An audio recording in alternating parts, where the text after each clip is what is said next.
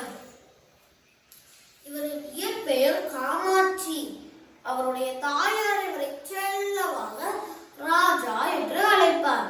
அதுவே பின்னர் காமராஜர் என்று மருவி வந்தது. 1954 ஆண்டில் தமிழக முதல்வராக பொறுப்பேற்ற காமராஜர் 1963 ஆண்டு வரை 9 ஆண்டுகளாக ஆட்சி செய்தார்.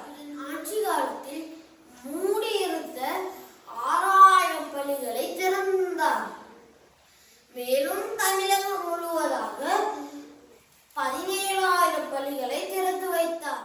ஆட்சி காலத்தில் இலவச கல்வி திட்டம், மதிய உணவு திட்டம் என பல திட்டங்களை தொடங்கி வைத்தார்.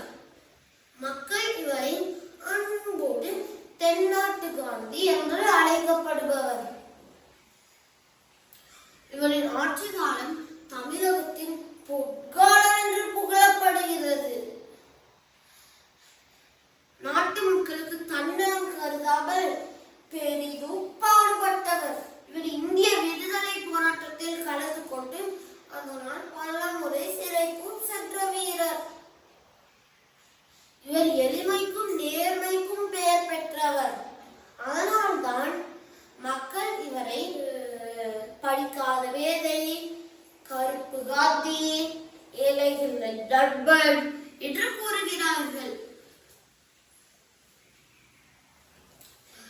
1975 ஆண்டில் அக்டோபர் 2ஆம் தேதியில் தனது 72வது வயதில் காலமானதெல்லாம் செல்வமில்லை, கல்வியை உலகிற்கு தந்து சென்றாய், பெறுவதெல்லாம் நமக்கில்லை, ஊருக்கு உழைத்து கொடுத்தாய், வாழ்வதெல்லாம் வாழ்க்கை இல்லை, போட பின்னும் மக்கள் மனதில் மிக இடம் பிடித்த நம் காமராஜரை உயிர் உள்ளவரை போற்றுவோம் என கூறி என் உரையை நிறைவு செய்து கொள்கிறேன்.